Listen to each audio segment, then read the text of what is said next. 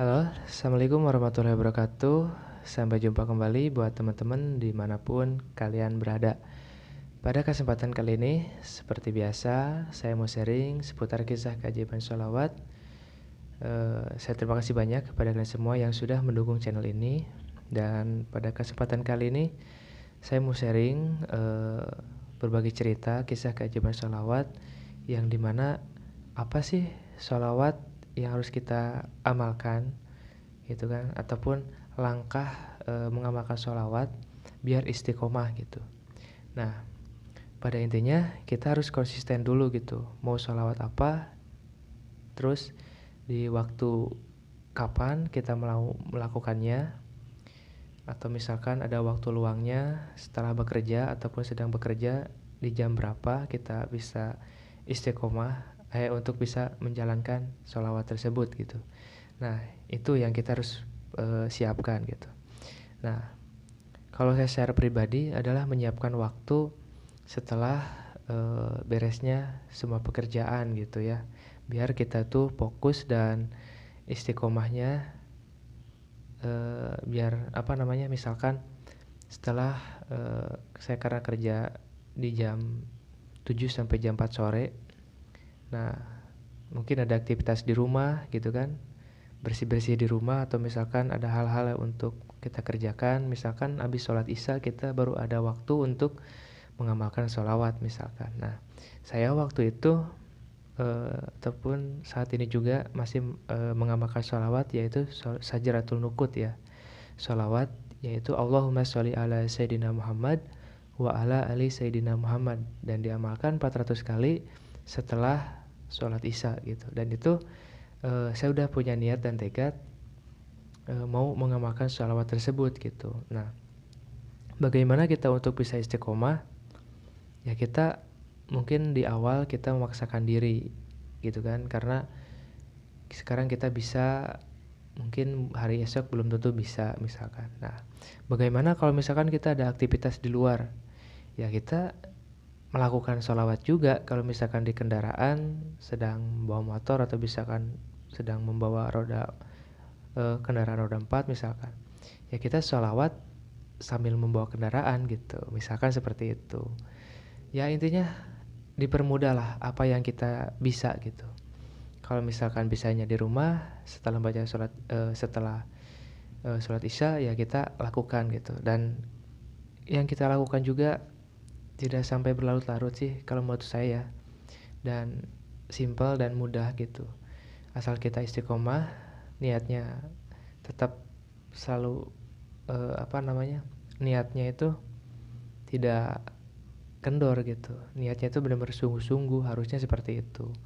Nah, nanti mungkin kalau belum ngerasain sebuah keberkahannya, atau misalkan ngerasain sebuah perubahannya, mungkin pasti istiqomahnya itu belum benar-benar istiqomah. Tapi kalau udah ngerasain keberkahannya, atau misalkan ada perubahan dalam kehidupan kita setelah istiqomah mengamalkan sholawat misalkan, nanti akan lebih rajin gitu.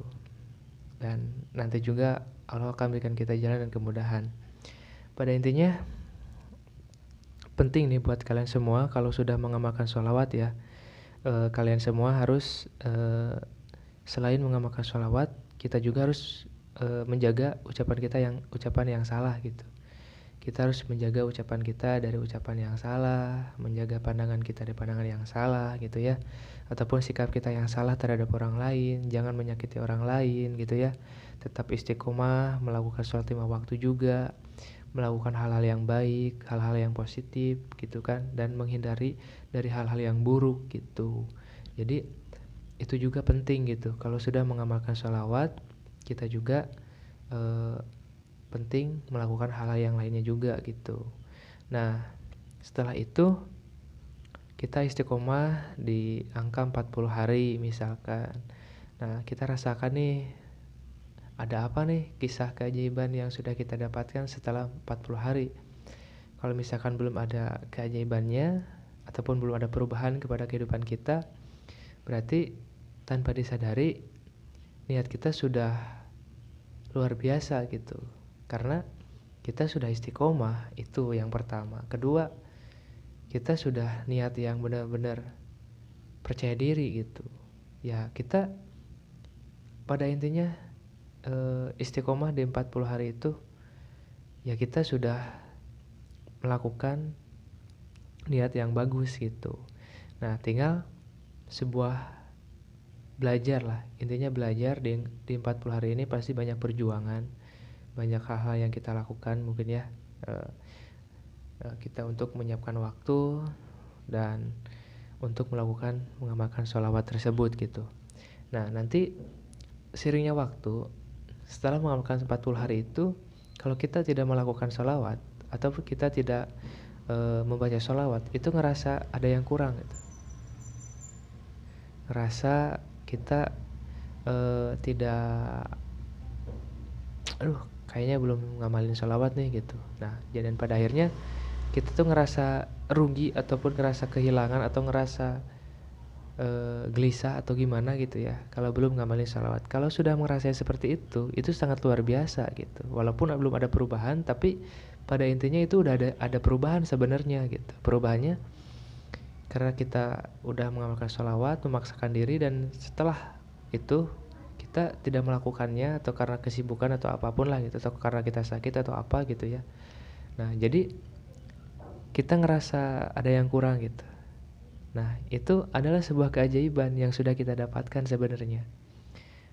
Dan pada akhirnya kita melakukan sholawat. Ataupun kalau misalkan dalam satu hari ini kita tidak mengamalkan sholawat, nanti pas hari berikutnya kita jadi double gitu sholawatnya, yang tadinya 400 jadi 800 kali sholawat, misalkan seperti itu. Itu yang saya rasakan dan sangat luar biasa gitu keajaibannya, keberkahannya, dan mengantarkan kita kepada hal-hal yang baik, dan tentunya rezeki semakin deras, semakin terbuka lebar, dan apa yang kita harapkan, harapan-harapan yang kita harapkan itu mulai berdatangan gitu.